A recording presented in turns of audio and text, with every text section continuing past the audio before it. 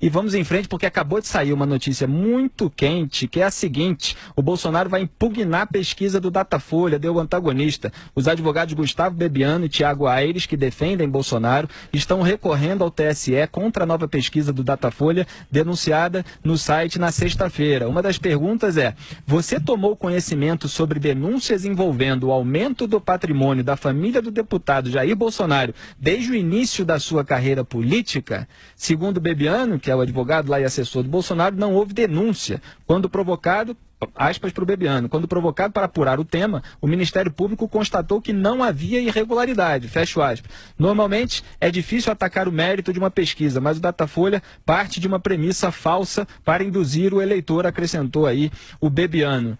Olha, esse negócio do patrimônio do Bolsonaro foi uma matéria da Folha de São Paulo. De fato, o Rodrigo Janot arquivou o caso sobre qualquer ilegalidade no patrimônio dele, principalmente na casa dele lá na Barra da Tijuca do Rio de Janeiro. E o Datafolha está usando aí, ao meu ver, um instrumento de pesquisa para informar a população sobre um negócio assim meio aéreo, sabe, Augusto? O patrimônio, a denúncia sobre o patrimônio, deixa no ar aquilo para plantar ali um receio em relação a esse caso que não tem uma investigação mais prolongada. Mas ela pesquisa sobre o que? Presidencial?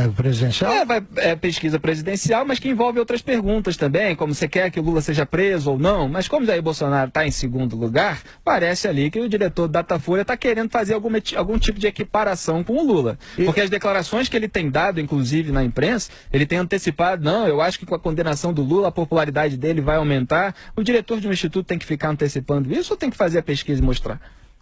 Bom. Pois é, né? Mas o Bolsonaro deve ter aumentado muito o patrimônio dele mesmo, porque a família inteira presa nos cofres públicos, né?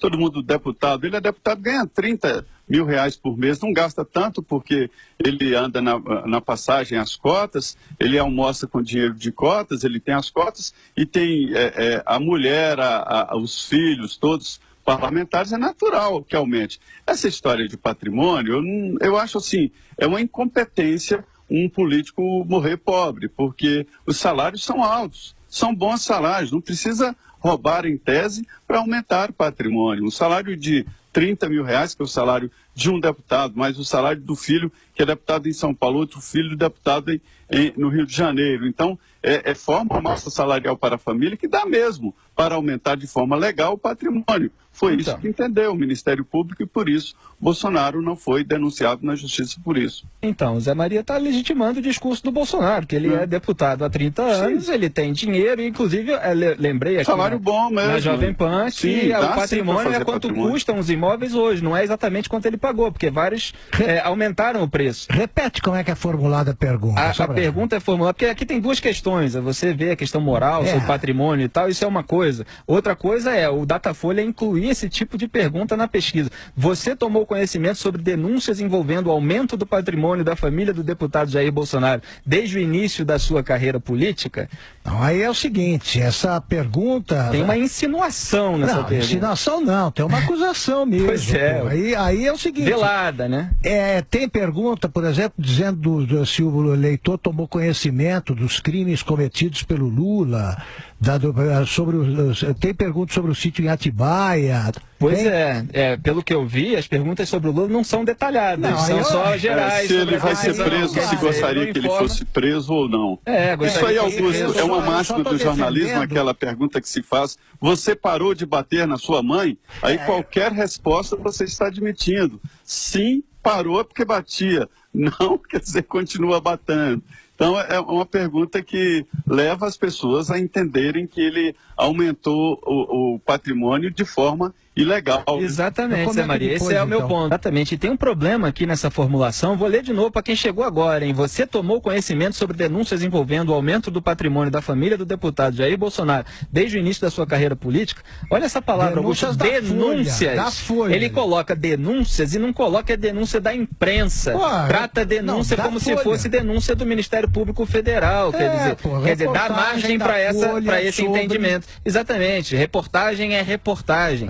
informou qual é o patrimônio, não tem nenhuma denúncia nesse sentido. Quer dizer, está querendo informar a população com uma informação já viciada na sua raiz. Zé Maria, quer fazer algum complemento ou vamos em frente?